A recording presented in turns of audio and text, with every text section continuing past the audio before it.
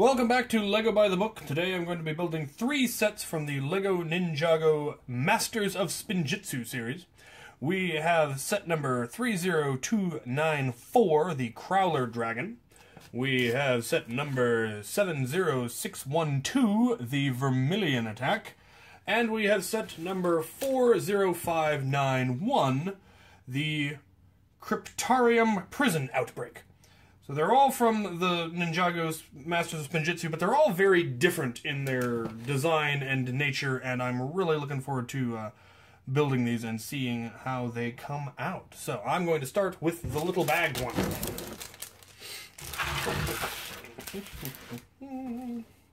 A lot of an interesting shade of green here, and I think that is fantastic. Let me start with our mini, as per usual. Interesting. So he is, in fact, partially translucent, which is absolutely fascinating. His head's translucent and his legs are translucent with some printing on them. No idea what this guy's story is because I have not seen any of Ninjago Masters of Spinjitzu, and so I'm not truly appreciating what I'm getting here, which I really do feel that I should watch the movie. But let's see what the rest of the parts make.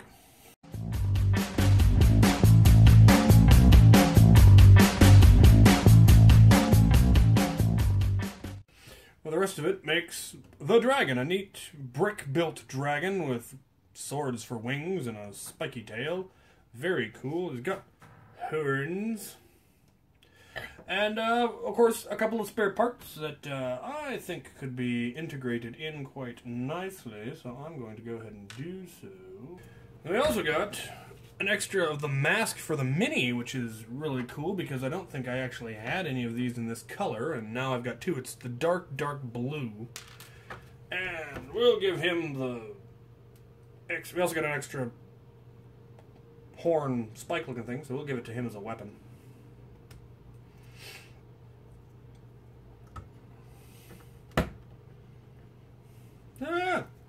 Little brick-built dragon flown by an interesting-looking dude. The wings are extremely opposable because they are on ball joints, and the tail is just on a hinge joint, so it could stab him in the back of the head. Or you could flip it around and kind of make it kind of a stinger if he's attacking people. Kind of a... making more of a hornet-looking thing. Yeah. So I like it. Like I said, I have no idea what this character's story is, so I can't truly understand what I've built here, but I'll have to look into that. Alright, let's build the next one. The next one we're going to build is going to be the Vermillion Attack, which has our hero from the, or looks vaguely like the hero from the previous Masters Falls set. It looks like he's got himself some different duds. And some snake bad guys, which looks pretty groovy, actually.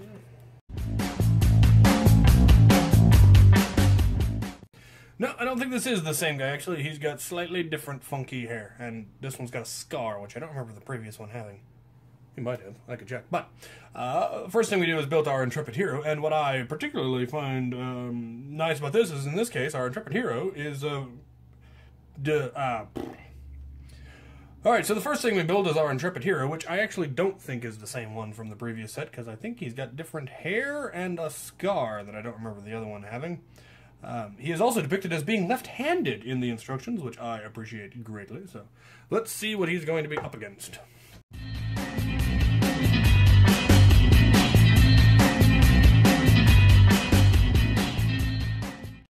Alright, so we've got our 2 baddies who appear to have snakes coming out of them and near as I can tell are made out of snakes. I'm sure this is explained in the show that I have, as we discovered, not seen. But I love the look of the armor, and they've got neat weapons and great prints on the bodies, which is really neat. Definitely didn't have any these kinds of helmets. This one's got translucent snake-looking things coming out of it. This one, they're solid. And then he's got body armor that the helmet integrates in very closely, which is really cool. So, got some neat bad guys. Let's build the thing.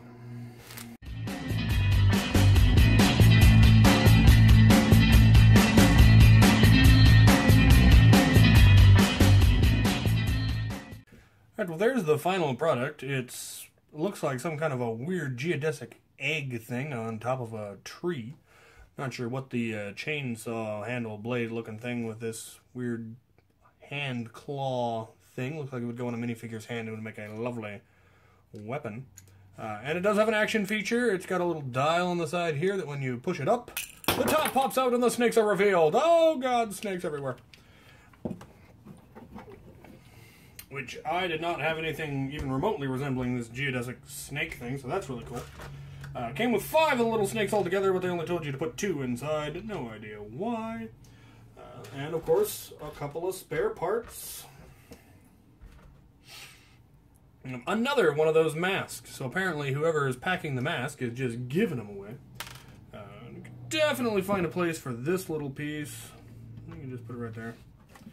The other ones, not so much. But, yeah. So, neat bit of villainry. I assume the little snakes are what these guys are making themselves out of in some sort of a snake monstery self-fabricating factory, or I have no idea. Need to watch the show if I really wanted to know, I assume. Don't know what the good guys here to do. Kill their... make them stop, or fight them, or learn the ways of their Spinjitzu. No idea. I really need to watch the show. As we've established. Okay, well, that is neat. Loads of cool parts in here. Again, some I don't have. I don't think I had any of these vines in this particular color. I definitely didn't have the slashy arm thing or any of the minifigures. Or this egg thing, which I'm sure I can find a use for. And then lots of just fairly standard browns and dark browns, which are always handy, since I build a lot using that. So, another excellent set. I am very pleased with it. I definitely like the villains, because you can never have too many bad guys, especially when I'm wanting to do my big castle siege. I'm going to want as many of the arguably wicked-looking bad guys as I can to be part of the invading bad guy army. Alright, let's move on to the final one. The Cryptarium Prison Break, which also looks like it's going to be full of fabulous minifigures that I am so looking forward to doing stuff with. So, let's get this open.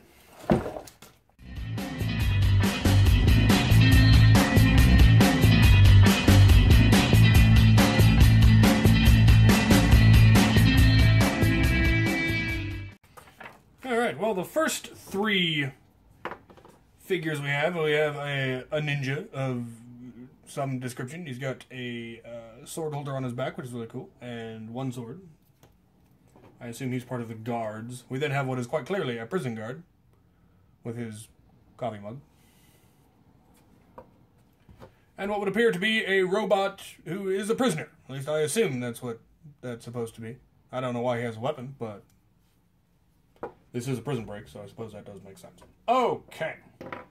Let's build the first section.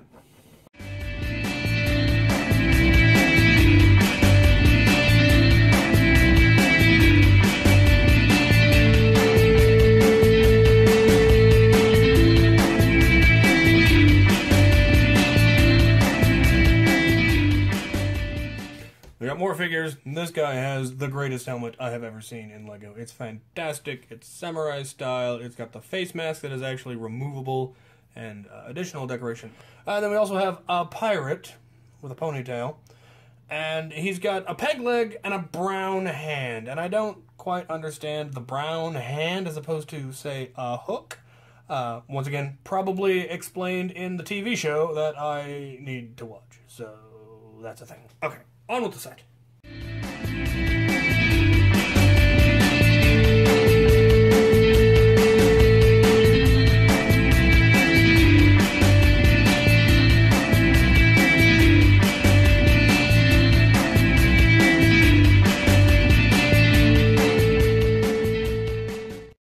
Alright, well, here it is.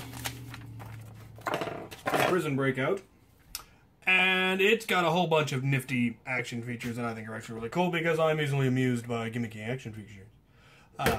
There's the gate here that when you lift up on the section of the roof, it falls down. It also swings out to be a door? I'm not sure. There's this little bench outside, which is apparently a baguette launcher. Not sure why you'd need to launch baguettes, but you have the option should you need to. When you open it up, there is a treasure map, I assume, and a shuriken. There is then... This side of the prison is apparently the little visitors station that you always see in the movies where they're talking on the... There's a phone on both sides and they can talk through it. But if you twist the phone just right, the gate breaks open, which to me would seem like a design flaw. They should probably speak to their electrician about that. But that is a neat little feature. And then on the far side, inside the prison cell, there's a little explanation that if you pull on the crowbar, the whole brick-built toilet assembly pulls out, and they can sneak out of the prison that way, which I think they should probably consult their plumber about. But there you have it. Again, lots of neat parts, lots of neat minifigures that I'm definitely going to use in the future. A whole plethora of spare parts. An unusually high number of spare parts. Extra feather, extra skeleton leg, extra manacles. A whole extra set of shurikens and an extra sword, which I think is... And then just your usual little parts.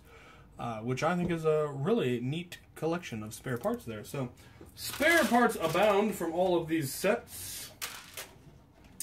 Like I said, I have not seen the show, so I have no idea if or how any of these are related. They seem to be very thoroughly different in their style and all of that, but...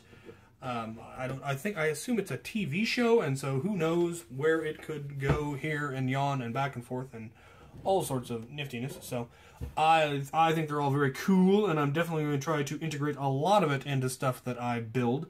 I can definitely use that pirate, and I can definitely use the bad guys in my castle stuff. And of course, there's just lots of useful parts. So yeah, thank you for these. These are super cool, and it really genuinely has me interested in watching Masters of Spinjitzu now, just to see how all of these characters interact and what they're all about. Because also the other set, the Bridge, the Master, or Fall, yeah. Especially since the other set, the Master's Falls, also seems wildly different than any of these, so it seems to be a very interesting story, and I'm definitely going to look into it. So, thank you for that, and thank you for watching.